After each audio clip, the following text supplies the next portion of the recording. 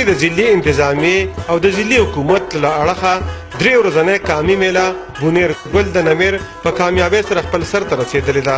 د خوندوره ګلبدینه د امن مینې خوشحالو ورورولۍ نه ډکه میله کې د ټول ملک د صوبې او د بونیر د ګډ ګډ نه په زرګونو خلکو سره د خپلو ماشومانو په لوی کچې ګډون کړی و. زموږ دغه مقصد و د خلک د بونیر را یوځای شي، دلته یو ځای کینی، د مختلفو علاقو خلک، د مختلفو قام قبیلو خلک، دا زموږ قامي میله وه. دلته یو ځای کینی، د یو بل سره کینی، خبرې اترې وکړي، تعلق جوړ شي، رابطې جوړې شي او خلک خوشحاله شي. او په امن انداز باندې دا 3 ورځې فیسټیوال سر ته ورسېدو. بونیر قامي میله اوس د بونیر د تاریخ کیسه جوړه شوه او په دې میله کې چې کوم اهم مقصد و زموږ هغه دا و چې موږ دا خبره ټوله دنیا ته وښیو چې دلته انتهایي امن دی، د دې خلک ډېر زیات مهمان نوازه دي.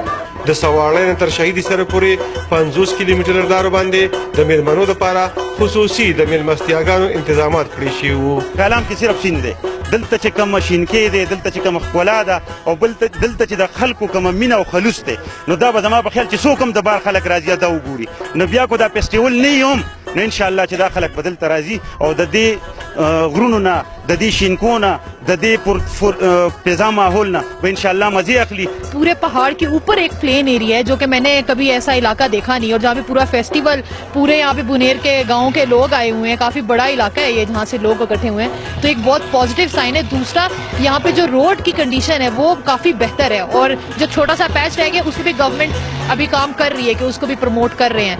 तो मेरा ख्याल है कि इस जगह ये इंशाल्लाह कुछ अरसे के बाद ये भी कलाम और सवात की तरह एक टूरिस्ट स्पॉट बन जाएगा. د ضلع بونیر د ټولو نه ښایسته دنګ د 3 ضلعو شانګله، تورغر، بونیر په سنگم د شهیدي سر چغردی په مقام شوي دې میله کې مقامي ثقافتي لوبې، والیبال، موها، سخې، کبډي، اولسي ټنګ ټکور، مختلف قسمه سټالونو هم شامل وو چې ترېنه په لوی کچ کې خلکو خوندونه واخیسته.